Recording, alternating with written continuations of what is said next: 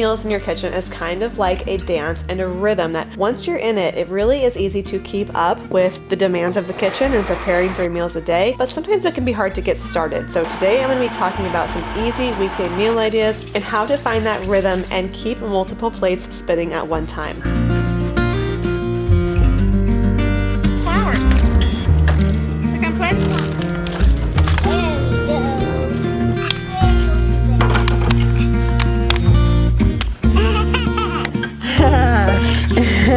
Oopsie, okay, bump heads.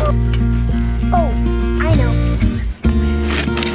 All right, today I'm gonna show you some easy, simple weeknight recipes that should become regular, rotated throughout the weeks, especially if you are preparing meals for your family regularly, like lunch and dinner, if you have kids around. I hope these meals will give you some inspiration to make life a little bit easier on those weekdays. We are gonna go to some friends' houses for a little Easter celebration, and I'm gonna be making some carrot cake cupcakes. Now, I'm gonna be using my carrot cake recipe that I have on the blog. I'll link it below, theduvallhomestead.com. I typically make that with einkorn flour. We're gonna be freshly milling today because that's what we're doing most of the time these days. But to get started, I've got to shred up some carrots and put all the ingredients together, and we're gonna be making cupcakes with cream cheese frosting.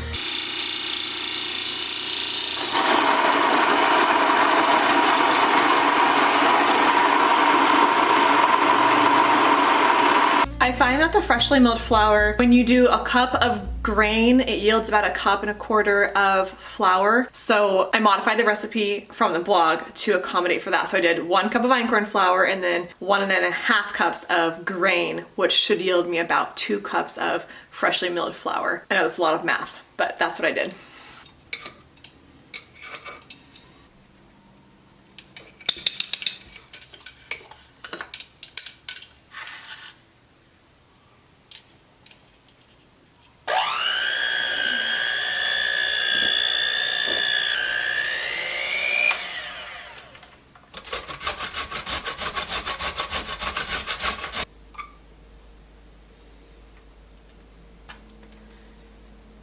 Adding about 1 cup of shredded coconut to this recipe gives it a really nice flavor and nice texture too. I think the kids we're making this for are going to love them. There'll be a total of 7 kids there, and I just imagine them eating this with the cream cheese frosting. And I love that it's healthy, it's freshly milled, it's a good source of sugar. I mean, sugar is still sugar, but it's, of all the sugary things, this is just not that bad.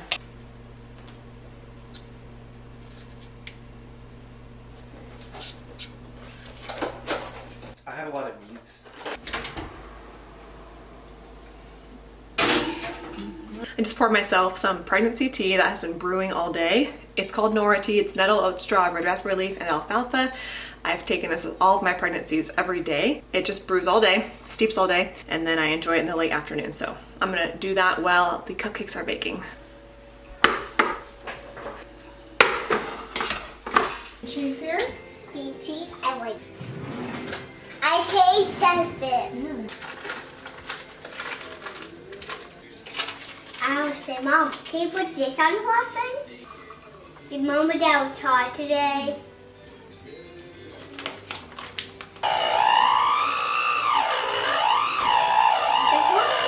Can I have this? Yeah. I've realized that really good food, whether it be carrot cake cupcakes or sourdough cornbread, these are just a few things that I keep rotating in my kitchen. And I used to think that they were more specialty items that you would make occasionally, but when you've got a lot of people in your house and they're all eating all 3 meals a day, I realized that you just can't have the same thing over and over. So I've been embracing a little bit more the idea of just being a little more gutsy in the kitchen and go ahead and make the dessert or go ahead and make the fancier bread, even if it's just a weekday meal, or maybe it's just exploring a different herb, a different spice, a slight variation on a recipe that you currently already do. I do that a lot in my kitchen because I like to keep things exciting and not just rely on the same food over and over. But don't get me wrong, I definitely do rely on the same food over and over because that's just realistic. But a few times a week, I do like to try to change it up. Now, one thing I never, hardly ever change is our morning smoothie. I do kefir or kefir, however you want to say it, which is a grain, kind of like how sourdough ferments grain. This grain will ferment the lactose in milk. And so we use raw milk for our kefir smoothies, and I put in a bunch of fruit. I like Hawaiian fruit. And I'm gonna share with you some of these supplements that we take without really having the time to go into why we take each one. I'm gonna talk about one specifically. As I am making my morning smoothie here, I wanted to come on and talk to you about one of my favorite supplements, which is collagen peptides powder. As our bodies age, we produce less and less collagen, showing signs of aging such as hair loss, wrinkled skin. Collagen is made up of the proteins that connect our tissues, muscles, bones, and finding a clean source of collagen can be difficult. Most supplement companies have artificial flavors, coloring, additives, and other ingredients that we really don't want to be consuming. That is why I really like Naked Collagen Peptides Protein Powder. Naked is a company that's founded on only the basics. Most of their protein powders and creamers and collagen have less than 3 ingredients. This Naked Collagen in particular has only 1 ingredient, which is 100% grass-fed collagen peptides. This collagen is from pasture-raised bovine hides in Europe. There are no artificial sweeteners, flavors, or colors. It is GMO-free, dairy-free, and soy-free, gluten-free,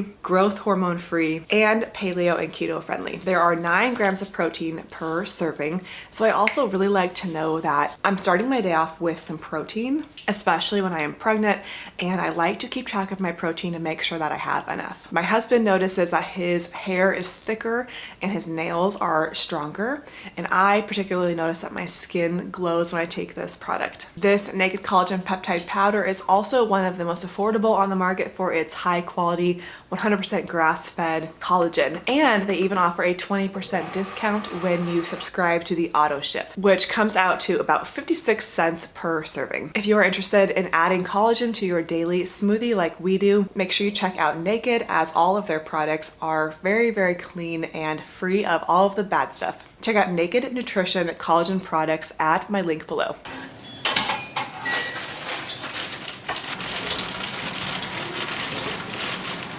This is going to be a homemade mac and cheese. I always try to stick to the 1 protein, 1 vegetable, 1 carb idea for my meals. So I do have a lot of pasta, I have a lot of rice, and of course, freshly made bread, but making mac and cheese and putting that on the pasta makes it taste completely different. So I can use a nice quality pasta here, or even a homemade one if I have the time. But to make this a quick weekday staple that you don't have to think about, you can just throw together the cheese and milk sauce, the pasta, and then what I like to do is pull from my freezer. I'm pulling out some frozen chicken to go in the mac and cheese, and also some broccoli. I'm gonna steam that on the stove. I don't have precise measurements for this recipe, but it's a couple tablespoons of butter, and then I just mix about a cup of milk and a couple cups of shredded cheese. Sometimes I add a little bit of yogurt in there, and then I do salt and a little bit of garlic powder. And if it's a little bit too runny, I just add a little bit of flour to thicken it. And the key that I find here is to just pour it over the pasta 1 serving at a time instead of all of it at one time, just in case you made too much sauce or you don't have enough pasta or something like that, which I did not do in this video. And my husband said it was too soupy. So if you like your mac and cheese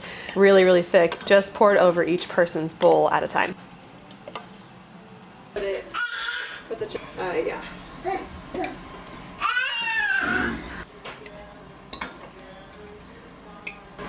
I make a good meal. What? I make a good meal.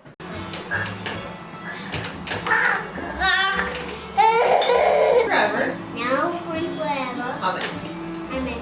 things away from him. It makes him feel wet. Yeah.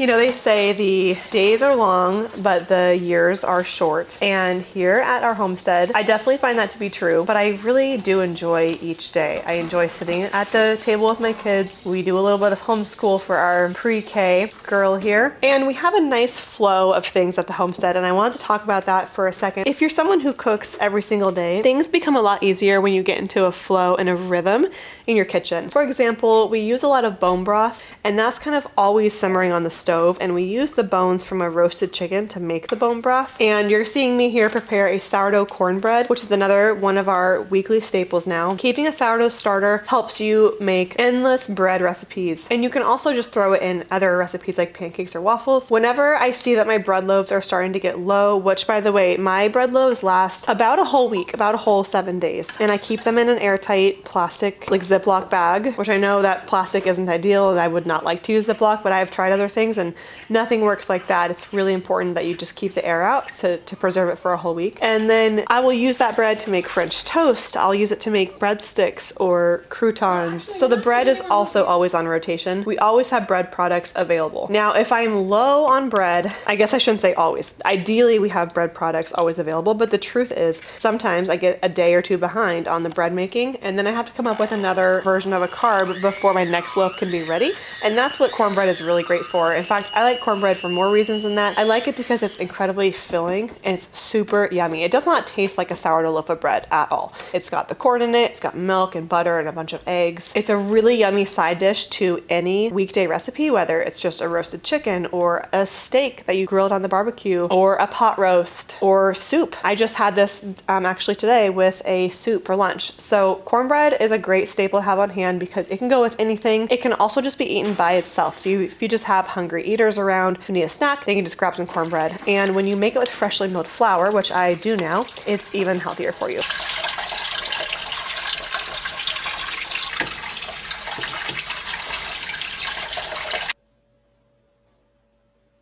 Speaking of freshly milled flour, you know what's really surprising to me is when I was not milling my own grain and I would see other people doing it, I always assumed that it would take a lot of extra time to mill my own grains. And I have 100% concluded that that is not the case. It is no extra time at all. And if it is extra time, it is literally seconds extra, like 10 seconds maybe. But if you're not milling your own grains, you still have to go get your flour. You have to scoop it and measure it and put it in a bowl. And so all I'm doing here is scooping the grain and putting it in the grain mill. And it's coming out into my bowl for me. So it is just no extra time whatsoever. And that was one of my fears when we were making the purchase of a grain mill was, what if this is too time consuming or it doesn't fit into our weekly meal schedule? Because I really care about that, and I put a lot of thought into what am I serving my family each week and how can I make the weeks go smoothly and keep people fed and keep people happy. So anyway, completely debunked that fear that I had about the grain mill. It is super easy and we are loving it. I'm actually batch preparing some doughs here. So first up in the weekly rotation is English muffins. This is another option if you don't have toast available, like just a regular loaf of bread. English muffins are super delicious. You just have to whip them up the night before and let them sit overnight and they will ferment really nicely. They are another thing that you can make easily with whole grain. They can be a snack. They're great for breakfast with some scrambled eggs on the side. By the way, I will leave the recipes for these all in the description below. You do have to modify a little bit for freshly milled grain. I find that 1 cup of grain berries equals about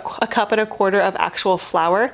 So I do not measure my freshly milled flour because I did that when I first got the grain mill. Instead, I measured the amount of grain I'm putting in, which saves me a step of having to mill the grain and then measure the flour, if that makes sense. Instead, I know how much flour I want to end up with, and then I do the math on how much grain. You could do either way. I find that 1 full cup of whole grains equals about a cup and a quarter of flour. So if you take any of these recipes and convert them, I will tell you I'm in the process of doing that, and I want to get some freshly milled recipes on the blog because it's really not quite a 1-to-1 ratio, and I want to make it really easy for people who are learning how to mill their grains. So I plan on taking all the recipes that I already know and love and converting them to freshly milled, just even for myself, so that I have it readily available of what the conversion is and it's easy for me, and I can even say my preferences of this is good for red wheat versus white. So stay tuned for that. You hungry? I will try to.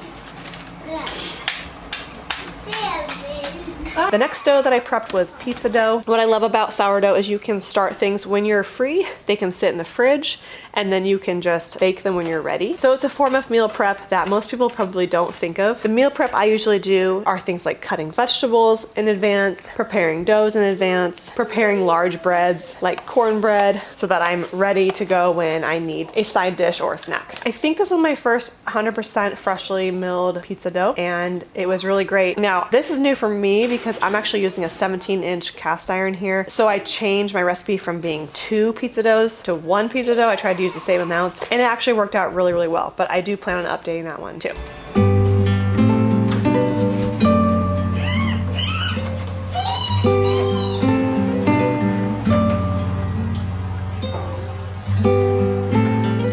The 2 sourdough bread loaves I make per week is a rustic boule and then a sandwich bread, and I am cutting these 50% with regular white all-purpose flour and 50% freshly milled.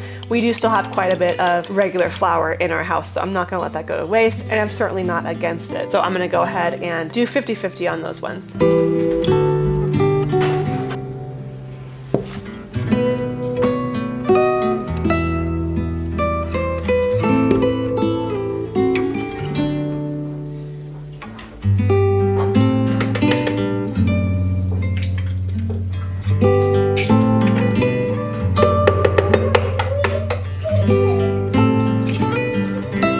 last weekday recipe that I have for keeping on a rotation is a Dutch baby. This is a great breakfast idea because it is not long fermented, it's not sourdough, and you can freshly mill it, but you don't have to. It is just a 5-minute prep and then a 12 or 13-minute cook time, and you have a large pancake that is super delicious. So I'll leave the link for this recipe on the blog, but it's basically flour, egg, water, maple syrup, some salt, and some spices, and you can serve that with fried eggs.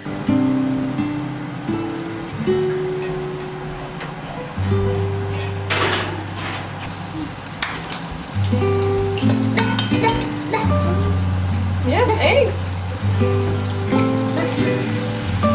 Alright, well, thanks for joining me for this easy weekday meal recipe. I hope you got some inspiration for how to keep things moving in your kitchen, whether it's always starting a bread recipe or creating doughs at the beginning of the week to last you all week long. Let me know in the comments below what you like to do to keep the rhythms in your kitchen going. Don't forget to check out Naked Collagen Peptides, and I will leave the link below. Thank you for stopping by the Duvall Homestead.